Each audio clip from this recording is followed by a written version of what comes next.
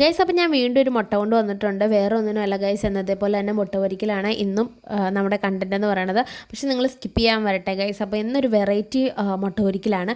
വേറെ ഒന്നുമല്ല, ഞാനും അനിയത്തി നമ്മുടെ ഈ കൊറോണ ടൈമിലൊക്കെ കൊറിയയുടെയും ചൈനയുടെയൊക്കെ ഫുഡിങ് ചാലഞ്ചും വീഡിയോസൊക്കെ കാണാറുണ്ടായിരുന്നു ഗൈസ്. അപ്പോൾ അതിൻ്റെ അകത്ത് ഉണ്ടായിരുന്ന ഒരു മുട്ട പൊരിക്കലാണ് ഇത് കേട്ടോ. അപ്പോൾ നമ്മുടെ ഉണ്ണിയും മറ്റേ വെള്ളയും കൂടി മാറ്റി വേറെ വേറെ ബൗളിലായിട്ട് എടുക്കണം ഗൈസ്. അപ്പോൾ അത് ഞാൻ ഒരു വിധത്തിലാണ് എടുത്തത്. ഞാൻ കുറച്ച് കട്ട് ചെയ്തിട്ടാണ് കേട്ടോ ഇത് ഇട്ടേക്കണത്. ഫുള്ളായിട്ടിട്ട വലിയ ലോങ് വീഡിയോ ആയി പോകും. അതുകൊണ്ടാണ് ഞാൻ ചെറുതാക്കി ഇട്ടതാണ് കേട്ടോ.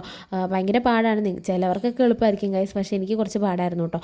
അത് കഴിഞ്ഞിട്ട് എനിക്കൊരു തെറ്റ് പറ്റിയെന്ന് വെച്ചാൽ ഞാൻ ഒരു മുട്ടയാണ് ഗൈസ് എടുത്തോളൂ, 2 മുട്ട എടുക്കണമായിരുന്നു കേട്ടോ. എന്നാലാണ് ഞാൻ ഈ അപ്പം ചുരുന്ന കല്ലെടുത്തതിൻ്റെ കാരണം ഈ വലിപ്പത്തിൽ ഈ ഒരു വട്ടത്തിൽ തന്നെ കിട്ടാൻ വേണ്ടിയിട്ടായിരുന്നു. പക്ഷേ എനിക്ക് കിട്ടിയത് ഈ ഒരു ഷേപ്പിലായിരുന്നു ഗൈസ്. എന്നിട്ട് ഒരു മുട്ട എടുത്തുകൊണ്ടാണ് അങ്ങനെ പറ്റിയത് കേട്ടോ. 2 മുട്ട എടുക്കണമായിരുന്നു, ഞാൻ വിട്ടുപോയി. അപ്പം എന്തായാലും ഒരു മുട്ട കൊണ്ട് ഞാൻ ഉണ്ടാക്കിയിട്ടുണ്ട് ഗൈസ്. എന്തായാലും അടിപൊളി ടേസ്റ്റാണ്.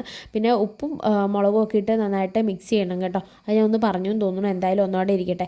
പിന്നെ ഇത് ചെയ്ത് കഴിഞ്ഞിട്ട് അതിൻ്റെ മുകളിലേക്ക് കുരുമുളക് പൊടിയും കൂടി ഇടുവാണെങ്കിൽ അടിപൊളി ടേസ്റ്റാണ് ഗൈസ്. അപ്പോൾ ഇത്ര ഉള്ളൂ ഇന്നത്തെ വീഡിയോ. എല്ലാവർക്കും ഇഷ്ടപ്പെട്ടെന്ന് വിശ്വസിക്കുന്നു. നെക്സ്റ്റ് വീഡിയോ കാണാം. ടാറ്റാ.